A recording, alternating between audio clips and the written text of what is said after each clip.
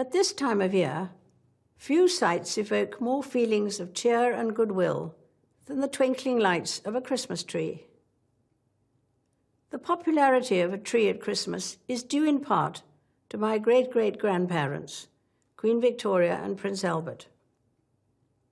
After this touching picture was published, many families wanted a Christmas tree of their own, and the custom soon spread. In 1949, I spent Christmas in Malta as a newly married naval wife. We have returned to that island over the years, including last month for a meeting of Commonwealth leaders.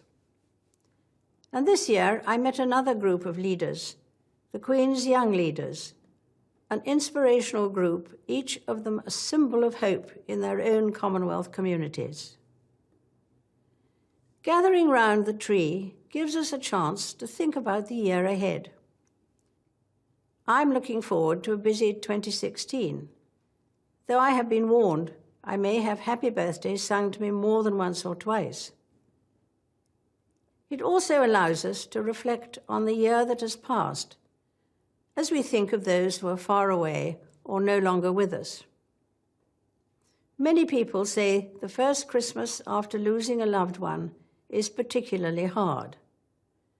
But it's also a time to remember all that we have to be thankful for. It is true that the world has had to confront moments of darkness this year, but the Gospel of John contains a verse of great hope, often read at Christmas carol services. The light shines in the darkness, and the darkness has not overcome it. One cause for thankfulness this summer was marking 70 years since the end of the Second World War. On VJ Day, we honored the remaining veterans of that terrible conflict in the Far East, as well as remembering the thousands who never returned. The procession from Horse Guards Parade to Westminster Abbey must have been one of the slowest ever, because so many people wanted to say thank you to them. At the end of that war, the people of Oslo began sending an annual gift of a Christmas tree for Trafalgar Square. It has 500 light bulbs and is enjoyed not just by Christians, but by people of all faiths and of none. At the very top sits a bright star to represent the Star of Bethlehem. The custom of topping a tree also goes back to Prince Albert's time. For his family's tree, he chose an angel, helping to remind us that the focus of the Christmas story is on one particular family. For Joseph and Mary, the circumstances of Jesus' birth in a stable were far from ideal. But worse was to come as the family was forced to flee the country. It is no surprise that such a human story still captures our imagination and continues to inspire all of us who are Christians the world over. To despite being displaced and persecuted throughout his short life, Christ's unchanging message was not one of revenge or violence, but simply that we should love one another. Although it is not an easy message to follow, we shouldn't be discouraged.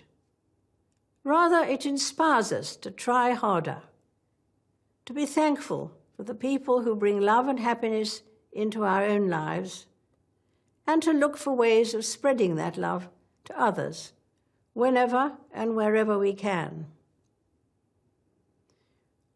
One of the joys of living a long life is watching one's children, then grandchildren, then great-grandchildren help decorate the Christmas tree. And this year, my family has a new member to join in the fun. The customary decorations have changed little in the years since that picture of Victorian Albert's tree first appeared, although, of course, electric lights have replaced the candles. There's an old saying that it is better to light a candle than curse the darkness.